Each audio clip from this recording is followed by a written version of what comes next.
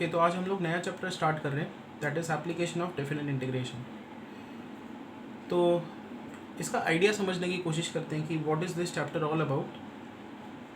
Let's say we have a line y is equal to 2x, ये x axis है, ये y axis, और ये y is equal to 2x का line.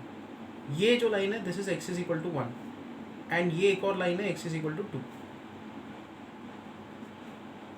और हमको निकालना है ये एरिया। तो दिख रहा है कि ये स्ट्रेट फॉरवर्ड कौन सा ज्योमेट्रिकल शेप है, ट्रपीजियम है ये, ठीक है। ट्रपीजियम का एरिया क्या होता है, half sum of parallel sides into height. तो ये रही इसकी हाइट क्लियर कट हमको दिख रही है। ये जो डिस्टेंस है, ये डिस्टेंस कितना होगा, यहाँ से लेकर ये डिस्टेंस 2 है और यहाँ से लेकर ये डिस्टेंस 1 है, तो ये जो गैप है ये 1 यूनिट का है। सो इसका हाइट है 1 यूनिट। एरिया हम लोग निकाल रहे हैं ट्रपीजियम का, so which is half sum of parallel sides. Now see, हमको ये जो लेंथ है, ये लेंथ और ये लेंथ, ये ऐड करना है, ये पैरेलल साइड्स है इस ट्रपीजियम की। अच्छा, तो ये कैसे करें, हम लोग इस पॉइंट के कोऑर्डिनेट्स निकालेंगे। इसका x कोऑर्डिनेट 2 है, ठीक है, x इज इक्वल टू 2 है, x का वैल्यू 2 पुट करो, 2 इंटू 2 4, y का वैल्यू 4। फिर इस पॉइंट के कोऑर्डिनेट्स हम लोग निकालेंगे। यहाँ पे x का कोऑर्डिनेट 1 है, इस पॉइंट का x कोऑर्डिनेट 1 है, x का वैल्यू 1 पुट करो, y का वैल्यू 2। इसका मतलब ये जो लेंथ है ये 2 है, और फिर ये जो टोटल लेंथ है दिस इज 4। तो जो पैरेलल साइड्स है उनका लेंथ है 2 एंड 4। तो एरिया ऑफ ट्रपीजियम क्या होगा यहाँ पे, half sum of parallel sides, मतलब 2 + 4 इंटू हाइट, ये होगा 6 इंटू हाइट हमने ऑलरेडी निकाला 1, सो आंसर इज 3। बहुत कॉम्प्लिकेटेड प्रोसेस। अब देखो, हम लोग डेफिनेट इंटीग्रेशन लगाएंगे सेम ये आंसर निकालने के लिए। हम लोग क्या करेंगे, सिंपल, ये जो कर्व है y is equal to 2x, फिर ये line x is equal to 1, और ये एक और line x is equal to 2, हमको ये एरिया निकालनी है, ठीक है। तो हमको क्या करना पड़ेगा, यहाँ पे एक छोटा सा हम लोग बार ले लेंगे, बहुत छोटा सा एरिया, और इस लेंथ को हम लोग लेंगे dx, और ये जो हाइट है ये है y। अभी अप्रॉक्सीमेटली रेक्टेंगल हम लोग इसको बोल सकते हैं, ऑलमोस्ट रेक्टेंगल के जैसा है ये। रेक्टेंगल की एरिया क्या होती है, लेंथ इंटू ब्रेड्थ। तो इसकी जो एरिया है dA, small area, differential area dA is y dx। फिर हम लोग इसको इंटीग्रेट करेंगे, dA का इंटीग्रेशन a और इसका इंटीग्रल y dx, और इंटीग्रेशन के लिमिट्स लगा देंगे। मतलब हमने पहले ये छोटी सी एरिया निकाली, फिर हम लोग x इज इक्वल टू 1 से लेकर 2 ये लिमिट्स लगा देंगे, 1 to 2 y dx। तो यहाँ से एरिया आएगा इंटीग्रेशन y। आपको ये कर्व का इक्वेशन पुट करना है, y क्या है यहाँ पे, y है 2x, तो यहाँ पे आएगा 2x dx, 1 to 2। इसको इंटीग्रेट करते हैं, 2 कांस्टेंट है, बाहर आ जाएगा। x का इंटीग्रल क्या होता है, x²/2, 1 से लेकर 2। तो ये 2 और ये 2 कैंसिल आउट होगा, you will get x², limits 1 to 2।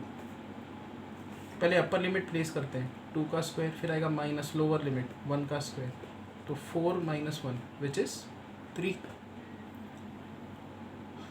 हमारा पहले भी एरिया देखो कितना आया था, 3, अभी भी एरिया 3।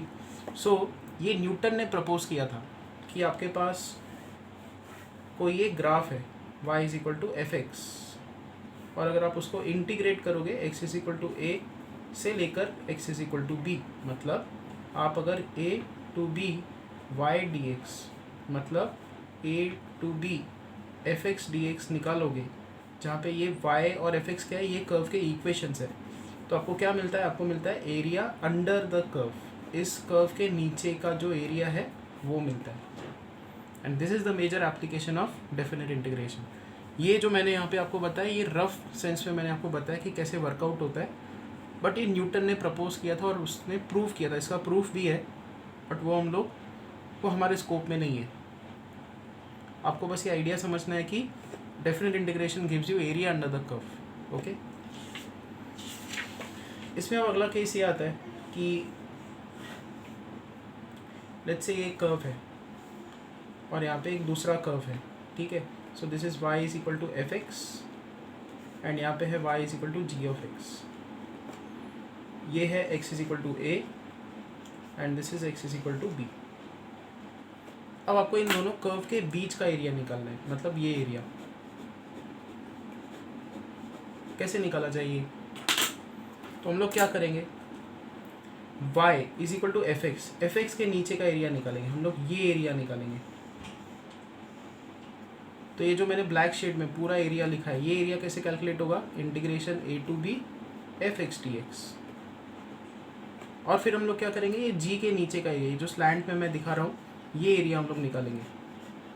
ये स्लैंट वाला एरिया कैसे निकालोगे, जी एक्स के अंडर का एरिया ये निकलेगा ऐसे, minus integration a to b g x d x. तो टोटल इस कर्व के नीचे का एरिया और सब्ट्रैक्ट करोगे जी एक्स के नीचे का एरिया, ये करोगे तो आपको कौन सा एरिया मिलेगा, ये रेड वाला एरिया मिलेगा। So that red area is this.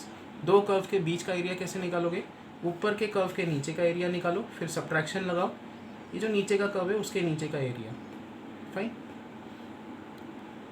Next point जो आपको ध्यान में रखना है वो ये है कि अगर एक कर्व है जो एक्स एक्सिस के नीचे भी जा रहा है और एक्स एक्सिस के ऊपर भी है, ये एक्स एक्सिस है, ठीक है, ये x is equal to a and ये है x is equal to b, और ये पॉइंट है मान लो सी।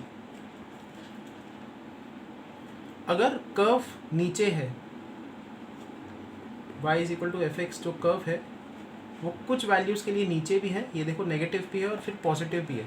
ये एक्स एक्सिस के नीचे ये वाला कर्व y के वैल्यूज़ यहाँ पे क्या होंगे, नेगेटिव, ऊपर की तरफ पॉजिटिव होंगे। तो जब आप वो डेफिनेट इंटीग्रल निकालोगे a से लेकर c F x d x, जब आप निकालोगे तो ये नेगेटिव वैल्यू आएगी। क्यों नेगेटिव आएगी, क्योंकि फंक्शन नेगेटिव है यहाँ पे। बिकॉज फंक्शन नेगेटिव है तो इसका आंसर नेगेटिव आएगा, ठीक है। और ये वाला जो इंटीग्रल है, सो दिस इज नेगेटिव, मैं यहाँ पे लिख दूँ, this is a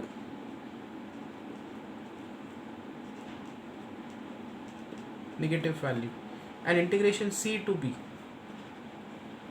F x d x जब आप निकालोगे, यहाँ पे भी एरिया आपको मिलेगी बट माइनस साइन के साथ मिलेगी, यहाँ पे भी आपको एरिया मिलेगी बट पॉजिटिव साइन के साथ मिलेगी।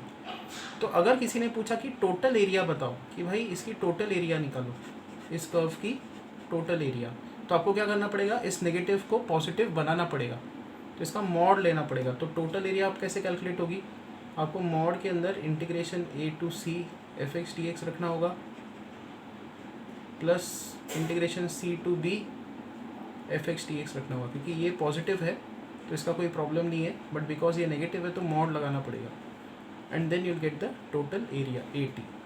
बस इतना ध्यान में रखना है। कंप्लीट हो गया, इतना ही इस चैप्टर का थियरी है। अब डायरेक्टली और एक ही एक्सरसाइज है इसमें, फिर मिसलेनियस है। मिसलेनियस हमको क्लास में करनी है, बट अभी मैं 5.1 जो है एक्सरसाइज, उसका फर्स्ट क्वेश्चन, उसके सारे क्वेश्चंस डिस्कस करता हूँ। मीनवाइल आपको थियरी समझ के और 5.1 के जो क्वेश्चन नंबर 1 के सॉल्यूशन समझ के सॉल्व्ड एग्जाम्पल समझने होंगे, ठीक है। तो एक्सरसाइज 5.1 का क्वेश्चन नंबर 1 पे आते हैं। उसका first, find area under the curve y is equal to 2x, x is equal to 0 and x is equal to 5। बहुत ही सिंपल क्वेश्चन है। हम लोग हर डायग्राम का एक प्लॉट डेफिनेटली बनाएंगे, x axis y axis, and ये है y is equal to 2x, x is equal to 0 मतलब y एक्सिस, ये लाइन होती है x इज इक्वल टू 0, यहाँ पे कहीं तो लाइन होगी x इज इक्वल टू 5। आपको ये एरिया निकालना है, तो इसका फॉर्मूला क्या होगा, इंटीग्रेशन, ये एरिया जो है ये यहाँ से स्टार्ट हो रही है और यहाँ पे x का वैल्यू क्या है, 0। ये एरिया ख़त्म कहाँ पे हो रही है, यहाँ पे x का वैल्यू क्या है, 5। यहाँ पे आएगा y dx which is integration 0 to 5, y का वैल्यू पुट करो 2x dx which is 2 constant है, बाहर निकालो, integration of x square by 2, 0 to 5, 2 will cancel out, you'll get x square 0 to 5, तो 5 square minus 0 square which is 25 square units.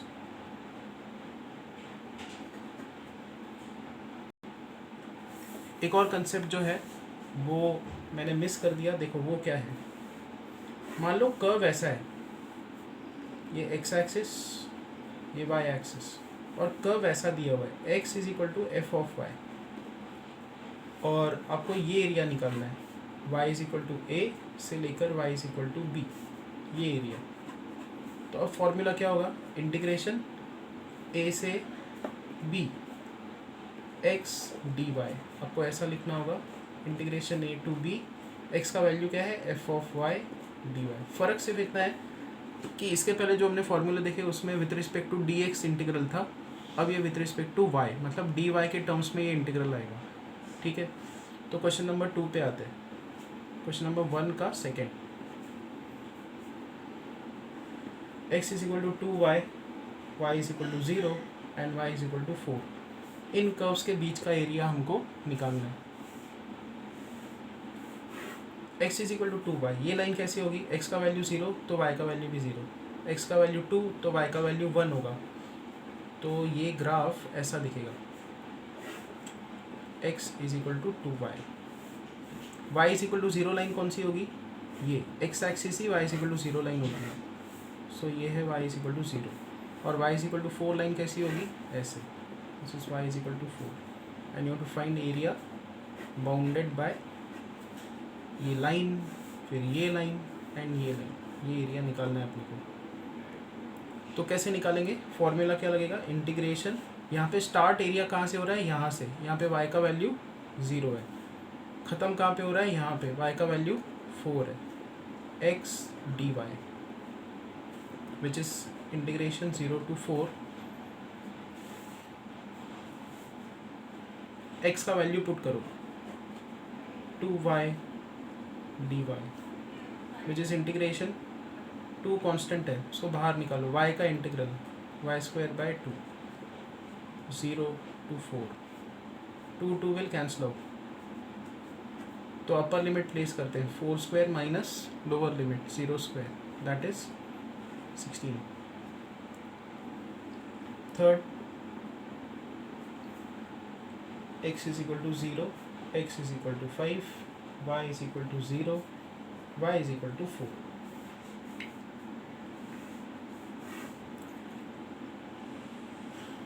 देखो y is equal to 0 मतलब ये line, x is equal to 0 मतलब ये line, x is equal to 5 मतलब ऐसा line होगा, and y is equal to 4 मतलब ऐसा लाइन होगा। आपको ये एरिया निकालना है, सिंपल एक रेक्टेंगल है। तो दो तरीक़ों से इसको हम लोग निकाल सकते हैं, एक तो डायरेक्ट फार्मूला लगा सकते हो, लेंथ इज़ 5 ब्रेड्थ इज़ 4, 5 4 ज़ार 20, ठीक है।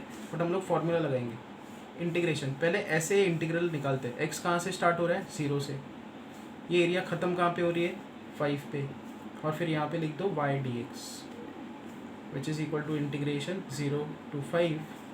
हमको एरिया अंडर दिस कर्व निकालना है, y इज इक्वल टू 4 के नीचे का एरिया निकालना है, ठीक है। तो y का वैल्यू क्या होगा, y इज इक्वल टू 4 हम लोग पुटअप करेंगे, तो 4 dx, यहाँ पे 4 बाहर आएगा, इंटीग्रेशन ऑफ 1 बचेगा, integration of 1 is x, lower limit upper limit, तो यहाँ पे आएगा 4 इंटू 5 माइनस 0, 5 4 ज़ा 20 स्क्वायर यूनिट्स। हमने नॉर्मली भी निकाला था, लेंथ 5 ब्रेड्थ 4 20। अब एक और तरीका है इसको करने का, हमने अभी क्या किया, ऐसे इंटीग्रेट किया इसको विथ रिस्पेक्ट टू x, अब हम लोग ऐसे इंटीग्रेट करेंगे विथ रिस्पेक्ट टू y। तो जब आप ऐसे जाओगे तो ये पॉइंट क्या है, y इज इक्वल टू 0, ये पॉइंट क्या है, y इज इक्वल टू 4, और यहाँ पे आप लिखोगे x dy which is integration 0 to 4। अब देखो हमको इस कर्व के नीचे का, ये जो लाइन है, कौन सी, ये वाली लाइन, इसके नीचे का एरिया निकालना है। तो x का वैल्यू हम लोग क्या पुट करेंगे, 5, तो यहाँ पे हम लोग x को पुट करेंगे 5 dy, तो 5 बाहर आएगा, इंटीग्रेशन ऑफ dy 0 to 4, तो यहाँ पे आएगा 5 dy का इंटीग्रल y 0 to 4, तो यहाँ पे आएगा 5 into 4 minus 0। Again it this is 5 4 20 20। बस आपको ये पता होना चाहिए कि कब डी वाई के रिस्पेक्ट में इंटीग्रेट करना है, कब डी एक्स के रिस्पेक्ट में इंटीग्रेट करना है, एरिया को शेड करना है, एरिया स्टार्ट कहाँ से हो रहा है, एरिया ख़त्म कहाँ पे हो रहा है।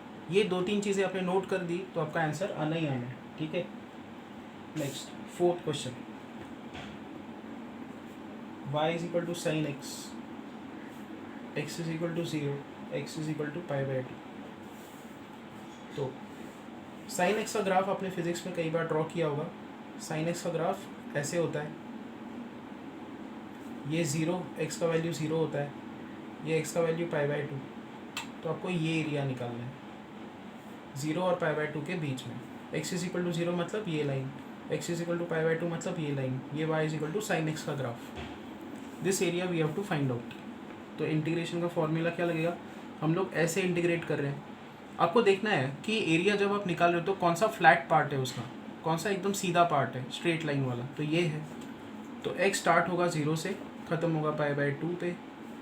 यहाँ पे लिखोगे आप y dx, फिर 0 to π/2 y, यहाँ पे y क्या है साइन x, तो यहाँ पे आएगा sine x dx। Integration of sine x is minus cos x, 0 to π/2।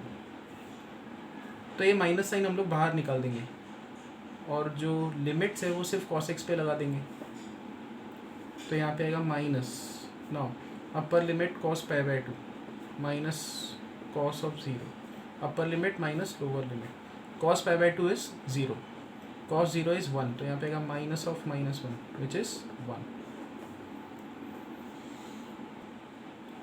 Next is question number 5th, x into y is equal to 2, x is equal to 1 and x is equal to 4। इनके बीच का area हमको निकालना है। अब देखो पहला काम हम लोग क्या करेंगे, y is equal to 2/x, इस ग्राफ को प्लॉट करेंगे कि ये कर्व दिखता कैसा है। हमने बना दिया x एक्सिस, यहाँ पे y एक्सिस। अच्छा, अब यहाँ से स्टार्ट करते हैं। x का वैल्यू 1 पुट करो तो y का value 2, so when x is 1 y is 2। Approximately इसको प्लॉट करना है। जब x का वैल्यू 2 तो y का वैल्यू 1, y का वैल्यू डिक्रीज हुआ। x का वैल्यू 4 पुट करोगे, y का वैल्यू हाफ। तो y का जो वैल्यू है वो कम होते जा रहा है। नाउ x का वैल्यू आप क्या पुट करो, मान लो 0.1 पुट करो, x का वैल्यू 0.1 तो y का वैल्यू 20, बहुत बड़ा वैल्यू है। So this is how the graph will look. ऐसा ग्राफ दिखता है। ठीक है, ये है x इज इक्वल टू 1 और ये है x इज इक्वल टू 4। आपको ये एरिया निकालना है। तो हम लोग स्टार्ट कहाँ से करेंगे, ये एरिया जो हमने शेड किया ये स्टार्ट कहाँ से हो रहा है 1 से, ख़त्म कहाँ पे हो रहा है 4 पे। यहाँ पे आप लिखोगे y dx, क्योंकि आप फ्लैट पार्ट ये वाला है तो यहाँ पे dx आएगा और यहाँ पे y आएगा। सो इंटीग्रेशन 1 to 4, y का वैल्यू क्या है यहाँ पे 2/x dx। 2 बाहर निकाल दो, 1/x का integral log x, 1 to 4 which is 2 log 4 minus log 1, 2 log 4, log 1 is 0। 2 को इधर शिफ्ट कर दो तो ये आएगा log of 16। Next is 6th, y square is equal to x, x is equal to 0, x is equal to 4। y square is equal to x, ये कौन सा कर्व होता है, पैराबोला होता है। ये किस टाइप का पैराबोला होता है, ये ऐसे टाइप का। x is equal to 0 मतलब ये वाला line, x is equal to 4 मतलब ये वाला लाइन। अब y स्क्वायर x है तो y क्या होगा √x। तो ये जो कर्व है इसका इक्वेशन क्या है, y is equal to √x। और लेट्स से हमको ये एरिया निकालना है x एक्सिस के ऊपर का। सी ये जो फॉर्मूला है कहाँ से आप स्टार्ट करोगे, ये जो एरिया है x कहाँ से स्टार्ट हो रहा है 0 से, x ख़त्म कहाँ पे हो रहा है 4 पे, y dx। So 0 to 4, y का वैल्यू क्या है √x dx। जब कभी आप ये फॉर्मूला लगाते हो ध्यान में रखो कि आपको एरिया x एक्सिस के ऊपर का मिलता है, तो आपको सिर्फ ये वाला एरिया इस फॉर्मूले से मिलता है, नीचे का एरिया नहीं मिला आपको, या नीचे का एरिया नहीं मिलेगा इससे। तो इसका इंटीग्रेशन क्या होगा, x raise to 3/2, 3/2, 0 to 4, 2/3 upper limit place करते हैं, 4 raise to 3/2 minus 0 raise to 3/2, so which is 2/3, 4 को लिखेंगे 2 square raise to 3/2 which is 2/3 into 2, और ये 2 कैंसिल आउट होगा, 2 क्यूब बचेगा, 2 cube is 8, so this is 16/3।